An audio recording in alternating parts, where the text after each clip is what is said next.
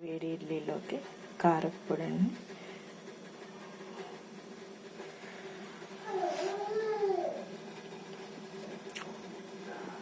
నిజంగా చాలా బాగుందండి. మీరు ట్రై చేసి ఎలా ఉందో కమెంట్ సెక్షన్లో తెలియచేయండి. హాయ్ ఫ్రెండ్స్, ఇవాళ మనం కారప్పొడి ఎలా చేయాలో తెలుసుకుందామండి. దానికి కావాల్సిన ఇంగ్రీడియంట్స్ ఎండుమిర్చి, ధనియాలు, జీలకర్ర, తెల్లగడ్డ, కరివేపాకు, సాల్ట్, ఇంకా ఆయిల్. ఇది ఇడ్లీల్లో కానీ, దోశల్లో కానీ, వడల్లో కానీ, వేడివేడిగా అన్నంలో వేసుకొని నెయ్యి వేసుకొని తిన్నా కూడా చాలా బాగుంటుందండి. ఇప్పుడు ఇది ఎలా చేయాలో చూద్దాం. ముందుగా బాండీ పెట్టుకొని ఆయిల్ వేసుకుందామండి.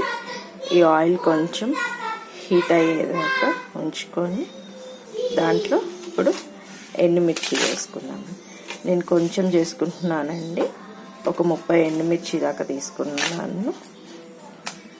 ఇదిగోండి, ఇలా కొంచెం ఎండుమిర్చి కలర్ మారుతున్నప్పుడు ఒక 3 టేబుల్ స్పూన్స్ ధనియాలు, ఒక 1 టేబుల్ స్పూన్ జీలకర్ర వేసుకొని ఒకసారి బాగా కలిపెట్టుకోండి. ఇది చాలా సింపుల్ అండి, చాలా ఫాస్ట్గా అయిపోతుంది. కొంచెం ఆయిల్ ఎక్కువే తీసుకోండి, మరీ పొడి పొడిగా కాకుండా కొంచెం ముద్దగా వస్తుంది కారపొడి, టేస్ట్ కూడా బాగుంటుంది. ఆ ధనియాలు జీలకర్ర కూడా వేగేదాకా వేయించుకోండి బాగా.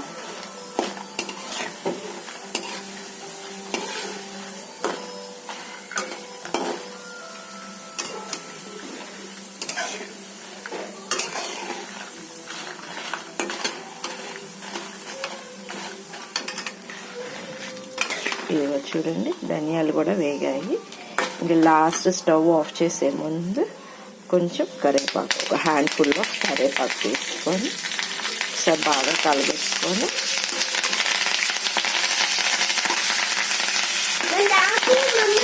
స్టవ్ ఆఫ్ చేసేసాం. ఇది కొంచెం చల్లార్చుకొని తర్వాత మనం మిక్సీ పట్టుకున్నామండి. కొంచెం గోరువెచ్చగా ఉన్నప్పుడు మనం మిక్సీ వేసుకోవాలి. ఇదిగోండి, ఇప్పుడు దీనికి ఒక మిక్సీ జార్లో ట్రాన్స్ఫర్ చేసుకొని సరిపడా సాల్ట్ వేసుకొని బ్లెండ్ చేసుకుందాం. ఇలా బ్లెండ్ చేసుకున్న దాంట్లోకి ఇప్పుడు తెల్లగడ్డలు యాడ్ చేసుకొని మళ్ళీ ఒకసారి పల్సి చేసుకొని ఆఫ్ చేసేసుకుందాం.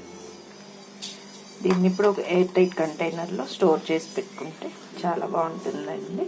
ఎన్ని రోజులైనా పాడవుతుంది. కానీ కొంచెం కొంచెంగా ఫ్రెష్గా ఎప్పటికప్పుడు చేసుకుంటే టేస్ట్ మాత్రం చాలా చాలా బాగుంటుందండి. మీరు కూడా ఒకసారి ట్రై చేయండి.